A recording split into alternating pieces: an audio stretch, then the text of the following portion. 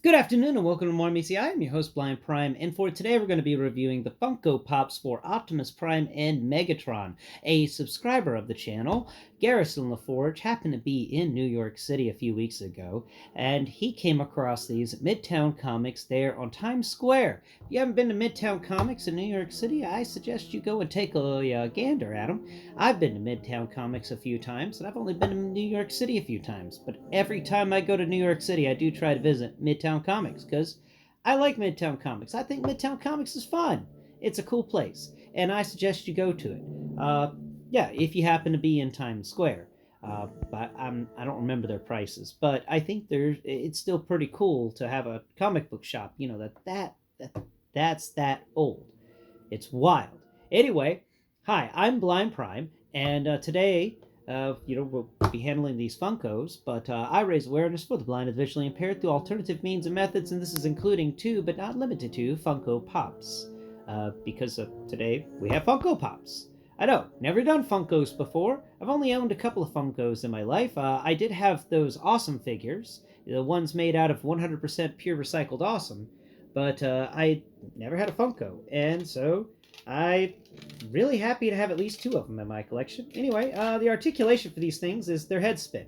Megatron's head spins, and Optimus Prime's head spins. I think Megatron's head is harder to spin than Optimus Prime's, but that's because Megatron has this thing in his back. He's as if you don't know, Megatron has this the end of his pistol, like the longer barrel attachment for his pistol, sits on his back and sticks up just a bit over his shoulder. Now, for this Megatron, because his head's so large, they couldn't do that. But they did get it on his back. The only thing is it squeaks! Because it's like rubbing against the plastic on the underside of his head. So that's what's going on there with Megatron, and why Megatron squeaks a bit.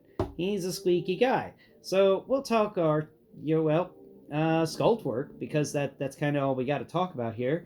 It's got some decent sculpt work. I appreciate the fact that with the Megatron here, they actually went ahead and sculpted the grip work, because he transforms into a pistol. So they actually put the sculpted on grip work on the sides of his legs there, and I do appreciate that. That is a small attention to detail. That is something I was not expecting from Funko Pop. Coming up here, it was also kind of neat. This is definitely super deformed. So I wasn't really expecting super deformed, but it is unique for sure. It's got some really cool textures on the chest, but there's not really much going on there on Megatron's chest, but there was never much going on Megatron's chest. The cool part is that his fusion cannon does have some really nice textures to it. It is a decent sculpt. Now, coming up here to his head, they gave him angry googly eyes. I don't know why they gave him angry googly eyes, but there's the angry eyebrows sticking up, and he's got these big old googly eyes. He's got a big old rectangular nose and a scowling mouth, or is it frowning? Anyway, the weirdest part about Funkos that I've noticed is how the bottom of the head seems to be stretched out just a little bit more, so that it's stretched out to be equal with everything, but that also makes the lower face area feel weird, because it should be pushed in just a bit. So that's the Megatron. And over here on the Optimus Prime, we've got very similar, really good sculpt work. We've got the cool vent action going on his lower legs, so you can barely feel it because of the super deformedness. He's got decent feet. He's got some, tire kind of almost tires on the sides there, but there's not really there's barely even the resemblance of tires going on in there on the sides of his legs. Though there is a canister, the fuel can on the side, each side. Now he has the windows are visible, like you have textured out windows and a textured out grill. He's pretty cool on the textures. Even his little ion gun is textured. Isn't that cool? Even the back end of it is textured. That's nice. That's nice. And coming up here to his head, he's got googly eyes, but he doesn't have any sort of eyebrow. But he does have a giant face mask, which is really much larger than normal. So it not only has it been stretched out on the sides, it's also been stretched out in the front a bit. And then he's got these fun little vents on either side of his face mask, and then he's got the big old crest vent thing on top of his head, and his two ears, which don't move at all. And his head does rotate much easier than the Megatron's. So yeah, as action figures go, if I were to scale it with all other action figures, I'd rate the Optimus Prime a 3.5 and the Megatron a 3.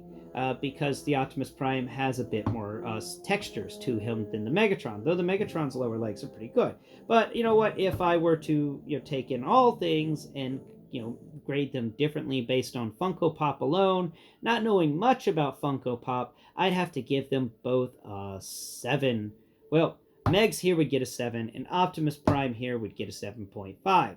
I think that would be the appropriate scaling for them. I do wish they had a little more articulation, but all in all, it's pretty cool for something that a subscriber of mine got for me at Midtown Comics. So thank you to Garrison LaForge for this wonderful donation to the channel. I appreciate it, and Cream does not, though, because Cream finds himself being scared of Megatron. Cream, don't you like the Megatron? No, the Megatron wants to give you a hug. Cream? Cream, now he's biting Megatron. Cream! Cream, don't bite the Megatron! Until next Prime, bye-bye for now.